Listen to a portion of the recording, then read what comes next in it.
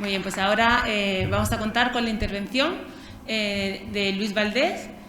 Su presentación tiene por título La mujer en las ciencias marinas, de una carrera de obstáculos a una de relevos. Vamos a presentar de manera breve a Luis. Bienvenido. Es responsable de las relaciones internacionales del Instituto Español de Oceanografía. Entre 2009 y 2015 fue jefe de la sección de Ciencias Marinas de la Comisión Oceanográfica Intergubernamental de la UNESCO. Y nos va a hablar, yo creo que, de mujeres del mundo. Así que bienvenido y muchas gracias. De mujeres del mundo. No sé. Bueno, buenas tardes a todos. ¿Me puedo quitar esto o no? Pablo habló sin ellos, ¿sí? Bueno, buenas tardes a todos. Desde aquí no se ve el público, así que no sé muy bien a dónde estoy mirando, pero sé que somos bastantes y es un éxito que esta convocatoria, pues a pesar de las circunstancias, pueda reunir a tanta gente. En primer lugar, pues quiero agradecer a los organizadores y a Ana Morillas, gran amiga desde hace muchos años, ya nos hemos reído bastante juntos, por haberme invitado a dar esta charla, en la cual, pues, por una parte voy a dar testimonio de dos personas que para mí son fundamentales en la historia de la oceanografía, y luego, como tengo ese sesgo científico del que nos hablaba hoy Valdés Solís por teleconferencia, pues dar algunos números para que podamos centrar algunos elementos que son de discusión y que a veces pues conviene refrescar para saber dónde estamos. Yo esta mañana, Manuel Vargas me decía, se acercó a saludarme, yo estaba modificando mi presentación porque para mí las presentaciones son como animales vivos, están siempre creciéndose, moviéndose y nunca son muy dinámicos. Entonces estaba intentando adaptar la presentación a cosas que oía, a cosas que me venían a la cabeza y que no me habían venido a la cabeza los días anteriores. Y hablamos también esta mañana entre unos amigos pues de cosas curiosas de la vida, y una era la Universidad de Columbia. Al ver que ahora que Jimena Quirós estuvo en la Universidad de Columbia y que en el informe que hizo el rector hablaba de su moralidad y que Pablo pues cuestionaba cómo era la moralidad de Estados Unidos en aquella época, yo no la sé, pero yo estuve en la Universidad de Columbia en febrero de este año, tuve que ir al servicio y pregunté dónde estaban los cuartos de baño y me dijeron, pues tienes que bajar un piso, era un edificio circular, das la vuelta y vas buscando el servicio y tal. Y me bajé y me equivoqué de dirección, di la vuelta entera a todo el edificio hasta que encontré los cuartos de baño. Y en los cuartos de baño ponía, desde ahí no lo veréis, pero bueno, es un letrerito así que dice, por favor, use el cuarto de baño que sea consistente con su identidad de género. Y te viene un código QR donde puedes bajar el mapa de Gender Neutral Restroom, o sea que liberalidad en la Universidad de Columbia, en época de Jimena Quirós no lo sé, pero ahora bastante. Bueno, yo quería dar primero testimonio de dos mujeres que... ¿Esto no va? Ah, es al revés, bueno, o lo tengo cogido yo al revés. La primera persona que yo creo que vale la pena hablar de ella un poco, porque para mí en el folletito de Oceánicas, que está perfecto, está muy bien, pero siempre quedan nombres que hay que recordar. Y para mí una persona que es crucial en la historia, no ya de la oceanografía, sino para entender cómo es la vida hoy, es Rachel Carson. Rachel Carson fue una mujer que era biólogo marino, estadounidense, y trabajó en ciencias marinas durante muchos años. Escribió 3 libros que componen una trilogía en la cual explora y divulga la vida. Era una gran comunicadora, divulga la vida desde la costa hasta las profundidades. El primer libro de estos 3 que escribió, The Sea Around Us, es todavía un clásico hoy, ganó muchos premios y sigue siendo un gran libro. Pero el gran valor de Rachel Carson es que ella fue la que cayó en la cuenta de que los pesticidas estaban matando no solo insectos en la Tierra, por eso lo de primavera silenciosa, porque ya percibió que cada vez había menos insectos, sino que también ese DDT que se usaba y pesticidas que se usaban para matar larvas de insectos estaba acabando con parte de la vida marina en los estuarios. Entonces ella fue la gran luchadora hasta llegar a que se prohibieran los DDTs no solo en Estados Unidos sino en el mundo. El DDT solo se puede utilizar en aquellos países donde la malaria sea una enfermedad persistente. En el resto del mundo está prohibido.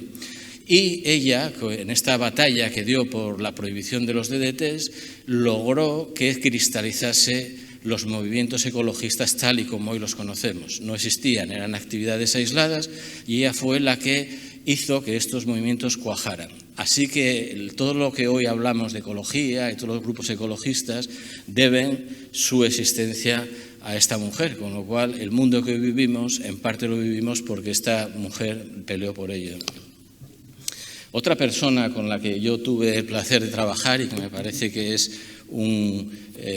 la mejor científica probablemente actual en oceanografía es Jane Lubchenco. Jane Lubchenco se formó en el MIT, luego fue la primera mujer, hasta hace poco, en la primera administración de Barack Obama, que fue la administradora de la NOAA, de la Agencia Americana para la Oceanografía y la Atmósfera. Es una de las personas más citadas del mundo. Luego os voy a enseñar un pantallazo de Google Scholar donde veréis los números de citas que ella recibe. Y fue la persona que peleó por las reservas marinas y el Ecosystem Based Approach, ese que es tan famoso, tiene muchos padres. Pero en el mar tiene una madre y la madre es Jane Lubchenco. Y para nosotros el Ecosystem Based Approach es algo que estamos usando a diario, pues esta mujer es la que consiguió arrastrar un concepto de ecología terrestre al mar. Jane Lubchenco pues, ha recibido numerosos premios, pero numerosos, la lista de premios que tiene es tremenda, entre ellos el premio BBVA al conocimiento, a las fronteras en el conocimiento de la ecología. Además, ha recibido 21 doctorados honoris causa, es miembro de numerosos academias, la Academia Nacional de Ciencias en América, la Estadounidense de Artes y Ciencias, la Filosófica Estadounidense, la Royal Society en Londres, la Academia Mundial de Ciencias, etc. Realmente es una persona que yo creo que en futuras listas de mujeres oceanógrafas sobresalientes actuales debería de estar. Y yo con Ana esto lo he hablado una docena de veces. Bueno, pues este es un pantallazo de Google Scholar de Jane Lubchenco, donde veis que si a los demás nos citan pues 50 veces, 100 veces, con un poco de suerte un paper tuyo pues consigue unos cuantos cientos, pues los papers de Jane Lubchenco andan por 11.000, por 4.000, 2.500, o sea, para que os hagáis una idea de la importancia de esta mujer haciendo oceanografía. Y lo que yo os recomendaría sería leer este paper, Entering the Century of the Environment and New Social Contract in Science, que lo publicó en el año 1998, es un auténtico clásico del pensamiento ecológico trasladado a la vida real nuestra. Este sería el paper correspondiente a este.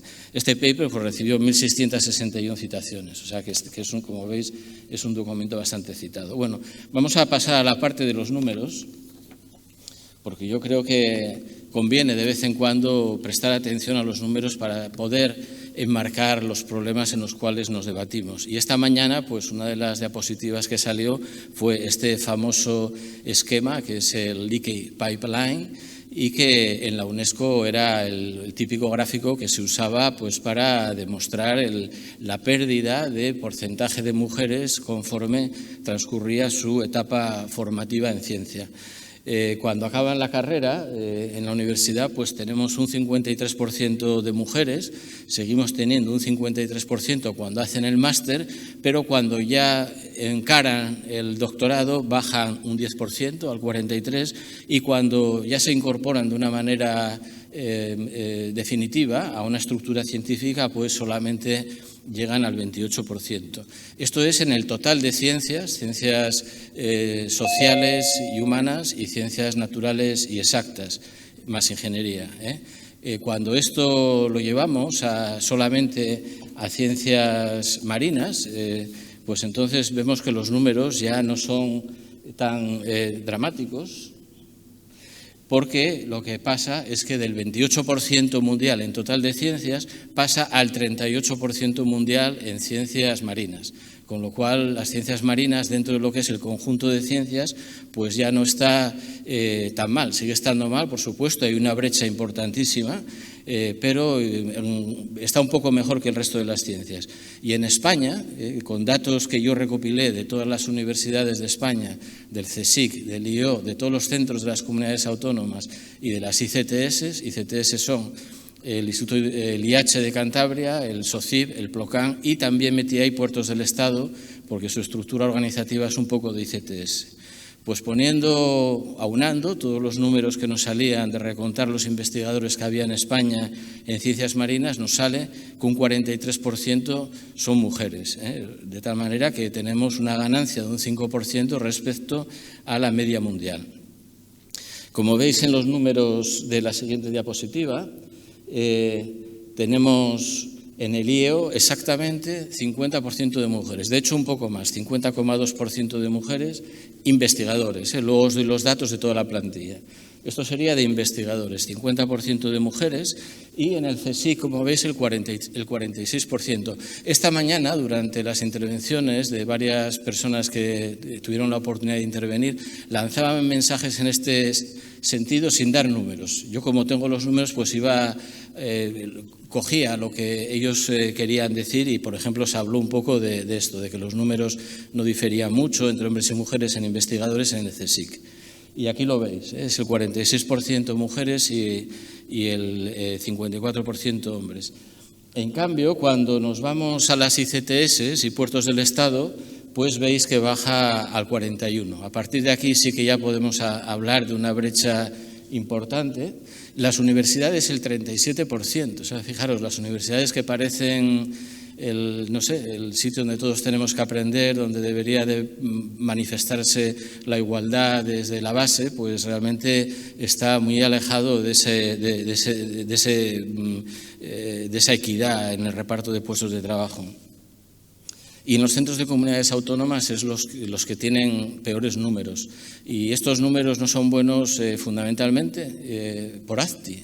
ACTI, el plantel que tiene de investigadores y de mujeres investigadoras, pues está muy desequilibrado hacia los hombres. De tal manera que, en cambio, el CETMAR en Vigo es justo lo contrario. Prácticamente todos los miembros del staff que tienen rango de investigador son mujeres.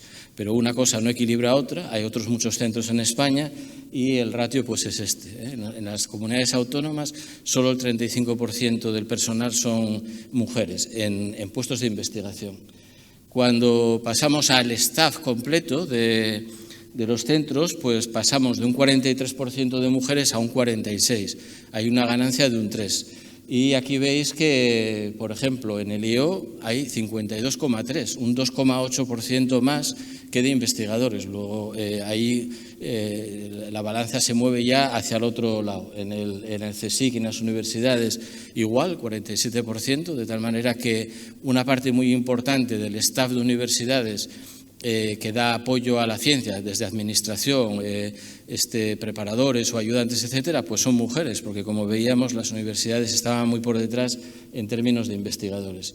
En cambio, en las comunidades autónomas al revés, había más hombres que mujeres, y en este caso pues las mujeres llegan al 43%, con lo cual se aproximan ahí. Bueno, pues estos son los números reales de lo que tenemos en España. Y estos números, que son de oceanografía, solamente de número de gente que trabaja en ciencia en oceanografía, pues encajan un poco con los datos que nos da el Instituto Nacional de Estadística para todas las ciencias. Si veis aquí abajo, pues tenemos que el personal investigador trabajando en la administración pública pues es del 51% mujeres, 49% hombres, y cuando ya nos movemos a personal técnico o auxiliares ya empieza a haber más mujeres. De tal manera que se igualan un poco los números, pero lo que es en investigadores aproximadamente el 50%. En cambio, en la universidad no. En la universidad lo que decíamos, yo tenía el 37% en ciencias del mar y aquí sale el 42% en todas las ciencias. y los hombres en las universidades pues son claramente dominantes. Y esto para mí pues fue un resultado que me sorprendió cuando fui pidiendo los datos universidad por universidad. Pero bueno, veis que son coincidentes con la situación de la oceanografía. Y esto no es ninguna tontería, porque parece que las mujeres estaban llegando a igualar en puestos de investigadores al nivel de los hombres. Y esto podría llevarnos a pensar que se ha llegado a esta igualdad, pero yo es que, aunque parece que los tiempos van a facilitar que haya cada vez más mujeres, la inercia de lo que viene por detrás no indica eso, porque resulta que en los últimos años, y estos son datos desde el año 2000 hasta el año 2016, las mujeres se matriculan cada vez menos en licenciaturas de tipo científico y de ingeniería. Aquí veis los datos, mientras que en biotecnologías, por ejemplo, han pasado del 70 al 60%, pero en matemáticas, en ingeniería y en otras han empezado a decaer, y en ingeniería actualmente pues el número de mujeres matriculadas es del 12%. O sea, una matrícula casi testimonial. Y esta mañana también salió este número, en lugar del 12 dijeron 14. Quizás la diferencia sea en que los datos que tengo yo aquí del Instituto Nacional de Estadística y del Ministerio de Educación son del año 2016 y nos estaban dando datos más recientes. Pero lo que sí podéis ver es que la trayectoria desde el año 2000 al año 2016 es de disminuir, con lo cual la labor de conseguir que estos buenos números que teníamos aquí no se vuelvan a desequilibrar está en las escuelas. O sea, hay que hacer una labor de educación para que las niñas se matriculen de carreras técnicas, porque si no, el futuro, a la vista de los números, no parece que vaya porque esa igualdad o esa paridad que se había conseguido se vaya a mantener muchos años. Una manera de obtener datos, porque no es nada fácil obtener datos sobre la implicación y responsabilidades de hombres y mujeres en la ciencia. Y entonces en la UNESCO, en el año 14 y 15, cuando empezamos a trabajar en esto que se llama GORS, el Global Ocean Science Report, que podéis bajar de Internet, cuando empezamos a trabajar en esto vimos que una manera de obtener información válida y científicamente robusta era mirar a las listas de participación de congresos internacionales. Entonces identificamos congresos internacionales que habían tenido lugar en los últimos 15 años y fuimos clasificándolos. Contaminación marina, biogeoquímica marina, cambio climático marino, tecnología marina. O sea, hicimos nuestras particiones y contábamos persona a persona por los nombres y por la afiliación de qué país venían y si eran hombre o mujer. Lo cual, por ejemplo, para Europa o Estados Unidos no es nada difícil. Hay algunos nombres que son comunes, hombre o mujer, pero en China, en Corea, en Japón, pues es difícil. Con lo cual tuvimos que buscar chinos, coreanos, japoneses que nos dijeran esto es hombre, esto es mujer. Pero se hizo. En total contamos 37.000 personas que habían atendido a distintos congresos, con lo cual los datos que tenemos pues nos parece que son robustos. Y lo que vemos, por ejemplo, es que en todos los congresos que contamos, en el área del Mediterráneo, el 50% de la gente que asiste al congreso son hombres y el 50% mujeres. Y uno pensaría que con la cultura árabe del norte de África no sería así, pero sí es así, realmente, y yo eso lo he visto en reuniones del CIEMS, yo veo que vienen muchas mujeres africanas, mucho más que hombres africanos, y en cambio en Europa pues quizás un poco menos, pero al final lo que tenemos es que el 50% de hombres y el 50% de mujeres es una representación muy real o una foto muy real de la situación del Mediterráneo. En el Atlántico Norte, y aquí vienen sobre todo congresos del ICES, donde asiste Canadá, Estados Unidos, toda Europa, pues vemos que hay aproximadamente un 40%, un 37% de mujeres y el resto son hombres. En el Atlántico Norte estamos un poco más desbalanceados, pero en el Pacífico, como veis, solo el 25% de los que asisten son mujeres. Y eso también son aspectos culturales. En China, Japón, Corea, pues se ha beneficiado mucho al varón en cuanto a educación, en cuanto a salida internacional, etcétera. Y con lo cual quiero decir que ahí hay mucho trabajo que recorrer y que, por otra parte, en Europa pues no estamos tan mal. Si lo que vemos es la asistencia por disciplinas, pues vemos que, por ejemplo, en lo que es salud humana y del ecosistema, pues aproximadamente el 50% de las que asisten a congresos son mujeres y el 50% son hombres. Pero cuando nos vamos moviendo en las disciplinas y llegamos a tecnología marina y ingeniería, pues aquí vemos que solamente el 20% de las asistentes son mujeres y el 80% hombres, lo cual también es consistente con lo que os enseñaba antes en cuanto a elección de carrera en el caso que yo os enseñaba en España, pero que es algo que parece que ocurre a nivel mundial. Y cuando lo que hacemos es juntar ya todos los congresos y ver cuánta gente asiste a ciencias ambientales, pues son el 40% mujeres y 60% hombres. Pero cuando son ciencias del océano, pues es 45% mujeres y 55% hombres. Con lo cual, un poco lo que veíamos en la UNESCO, que la cantidad de mujeres que se dedicaban a la carrera científica era un 10% menor que el que se dedicaba a la carrera científica en el océano.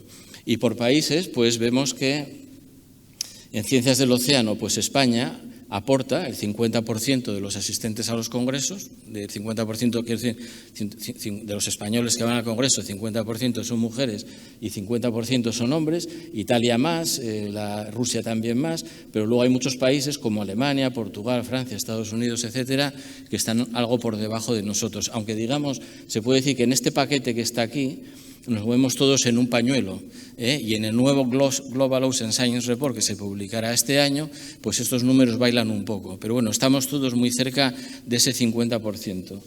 Cuando lo que miramos es funcionamiento de los ecosistemas y procesos ecológicos, pues vemos que España aporta incluso más del 50% de los españoles asistentes a los congresos. Pero otra vez, vuelvo a insistir, hay una serie de países que estamos todos en la línea esta del 50%, y otros países aparentemente pues más igualitarios como Reino Unido, Noruega, Canadá, Francia, pues están algo por debajo de la posición de España. En cuanto a tecnología marina, que era lo que os decía antes, pues el papel de España cae notablemente, igual que caen otros, y ahí pues los varones son los que asisten mayoritariamente a los congresos. Alguien preguntaba que cómo se podía hacer el tema de los invited speakers en los congresos. Pues bueno, esto es otra cosa que nosotros también contamos. De todos los congresos que hemos analizado, contamos cuántas mujeres fueron moderadoras de ponencias, cuántas mujeres fueron invited speakers, etcétera, para ver si esa igualdad en el número de participantes en congresos se traducía en el mismo número de conferenciantes varones y mujeres en las ponencias. Y lo que vemos es que no, que claramente no. Aquí ya hay una brecha muy importante, hay mucho recorrido que hacer, porque a nivel global pues solamente el 29% de las conferencias invitadas las imparten mujeres y el 70% restante pues queda para hombres. Y si nos llevamos el tema al Pacífico, que es donde vemos que hay más sesgo en favor de los varones, pues ocurre un poco lo mismo. Aquí estamos en el 20% de las conferencias invitadas son mujeres y el 80% hombres. La tendencia del número de mujeres que asisten a congresos desde el año 2012 al 18, como veis, es ascendente. En el año 2012 el 35% de los congresos eran mujeres y el resto hombres, y hoy, en el año 2018, en el año 2018, porque estos datos cuando los recopilas y los analizas te han pasado unos años y siempre se presentan un poco atrasados. En el año 2018 pues ya el número de mujeres que asisten a congresos es de un 40%, o sea que estamos en números que claramente tienden a buscar esa deseada paridad. ¿Y qué ocurre con el tema de los conferenciantes invitados? Pues bueno, lo que hemos visto es que cuando en un congreso parte del comité organizador son mujeres, aumenta el número de mujeres que son invited speakers. Entonces, este es parte del juego de la carrera de relevos al que hay que ir moviéndose, pasar de una carrera de obstáculos, que es lo que la mujer ha tenido hasta ahora, a una carrera donde las mujeres se vayan dando el relevo a otras mujeres. un poco el juego este de la sororidad y de las redes que también se hablaba esta mañana. Es algo que claramente se traduce en números. Y aquí vemos, por ejemplo, que aquí vemos que el número de mujeres que son que forman parte de los comités organizadores, pues se traduce de una manera casi replicada al número de conferenciantes invitados, quitando algunos congresos donde eso no ocurre, pero en general vemos que esa es una manera de ir rompiendo esa barrera que hay ahí y que la mujer pues tenga más voz en los congresos de la que viene teniendo. Conclusión para esto, hay que meter mujeres en los comités organizadores. Cada vez que se convoque un congreso y que se vea que el número de mujeres no es suficiente, pues escribe una carta solicitando que, viendo que los números son de esta manera, pues creemos que es necesario fortalecer el comité organizador metiendo 1, 2, 3 mujeres más. Y de esa manera eso repercutirá luego en tener mujeres que estén dando conferencias invitadas. Esto es un poco parte del juego de la diplomacia científica, que es algo que quizás a nosotros nos suene nuevo, pero que hay mucha gente en el mundo que se dedica a esta diplomacia científica y el juego es así, ¿no? ¿Y qué ocurre? Pues que en esta brecha de género también la vemos en lo que son publicaciones y en lo que son representación, por ejemplo, en comités editoriales. Y es curioso, porque lo que dice aquí en este texto, que quizás sea un poco largo para leer, pues dice que no hay realmente diferencia en la producción científica entre hombres y mujeres. Estos son 2 fuentes españolas, que luego si queréis os enseño diversos libros sobre esto, y este es un libro del año 2014 que se titula Mujer y ciencia, la situación de las mujeres investigadoras en el sistema español de ciencia y tecnología. Y aquí dice que no hay diferencias en la producción científica. En este libro, que es del año 2019, el libro blanco de las mujeres en la ciencia española, dice que hay una pequeña diferencia, pero que desde luego no es significativa. Y en lo que son libros, que es la manera en la que la gente que se dedica a ciencias sociales y humanas publica, pues ahí no hay diferencia en absoluto. Las mujeres publican tanto como los hombres. Pero ¿qué ocurre? Si fuese así y eso se tradujera en un trato equitativo hacia las mujeres, en los comités editoriales de las principales revistas tendríamos que tener 50% de hombres y 50% de mujeres. Y en cambio vemos pues que eso no ocurre. Solamente en ciencias sociales las mujeres representan el 40% de los comités editoriales, en ciencias de la salud el 50%, porque tengo más datos que si queréis luego os enseño. En ciencias de la salud las mujeres representan ahora mismo el 80% de los matriculados en las universidades, con lo cual pues es normal que sean el 50% también en comités editoriales. Pero, por ejemplo, en los 10 journals con un índice de impacto más alto y que tratan de biología, solo el 10% de los comités editoriales son mujeres, en química 9%, en ingeniería el 0%, con lo cual, como veis, hay muchísimo camino todavía para recorrer en esto. Y esto no debería de estar ocurriendo cuando lo que vemos es que no hay diferencias en el número de publicaciones, seas hombre o seas mujer, en el rendimiento o en la productividad. Otro tema que siempre aparece recurrente en todos los libros que tratan sobre género y ciencia es el de alcanzar ciertos niveles de representación en organismos importantes y que sean ejecutivos y decisorios por parte de las mujeres. Y efectivamente, aquí ha habido un tapón en el cual se impedía o por alguna razón las mujeres no llegaban a puestos ejecutivos, pero desde hace aproximadamente 10 años la cosa se ha dado la vuelta y estamos en una situación en que ahora mismo en todos los foros internacionales más importantes, ya sean intergubernamentales y algunos no gubernamentales, pues son mujeres. Muchas de estas que están aquí, yo he trabajado con ellas. Aquí tenemos a Irina Bokova, la primera mujer directora general de la UNESCO. La UNESCO es la Organización de Naciones Unidas que trabaja en ciencia. La S de UNESCO es Science. Y en la UNESCO hay 2 grandes divisiones de ciencias, que son ciencias naturales y exactas y ciencias humanas y sociales. Y en las dos, tanto en ciencias naturales y exactas como en ciencias sociales y humanas. Las tres últimas directoras se llaman ADEs, Assistant Director General, fueron mujeres. Gretchen Kalonji, una mujer increíble, que hablaba 7 idiomas y cambiaba de idioma dependiendo de con quién estuviese, a una facilidad asombrosa, todas ellas con una gran formación en ciencias. Flavia, con la cual me encantaba trabajar porque llegaba a las reuniones y decía, tenemos 15 minutos, el que no tenga nada importante que decir que no hable, con lo cual las reuniones iban fluidísimas.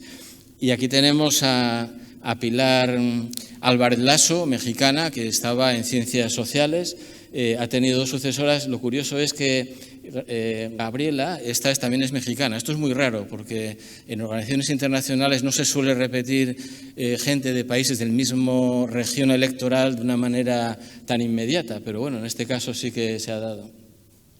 En el ICES aquí tenéis el año en el cual tuvieron su mandato o el mandato abierto. Esto es Audrey, que es la actual directora general de la UNESCO. Aquí tenemos en el ICES a Anne Christian, que lleva desde el año 2012 de secretaria ejecutiva. En PICES está Sonia Batten, plantóloga, con la que también trabajé bastante. En la Unión Europea tenemos a Sigrid Bruegel, que es la directora del área de ciencias marinas. Esto ya son organizaciones no gubernamentales, no tienen la importancia de las gubernamentales, pero estas 3 son muy importantes. ICSU, que es el Consejo Internacional de Uniones Científicas. Aquí tenemos POGO, Sophie, que tiene una carrera de diplomacia científica muy importante. Ella trabajó en varios programas de IGBP, luego estuvo en otros programas haciendo siempre gestión científica y ahora es la directora ejecutiva de POGO. Y en SCORE, que siempre estuvo dominado por hombres, y España participa mucho en SCORE, pues ahora mismo tanto la esta es la presidenta de SCORE, que es francesa, y esta es Patricia Miloslavich, que aunque tiene ese apellido, ella es de Venezuela, y que ella es la directora y esta es la presidenta. Con lo cual, como veis, sí que ha habido aquí un relevo y que yo creo que se va a mantener en el futuro. Irán alternando hombres o mujeres, pero yo creo que en el futuro ya las mujeres irán accediendo a este tipo de puestos con la misma facilidad o con la misma complicación que puedan tener los hombres. Acabo ya con la última diapositiva, que son unas frases a manera de conclusiones. Algunas son redactadas por mí, pero la mayor parte vienen de algunos documentos publicados por diversas instituciones españolas en relación a la ciencia y género. Lo primero, la proporción de mujeres ocupadas en España que trabajan en ciencia, pues es aproximadamente la misma que lo de los hombres pertenecientes a este colectivo. Aunque esta afirmación yo ahora la miraría con cierta preocupación, viendo que las mujeres están dejando de matricularse en carreras técnicas.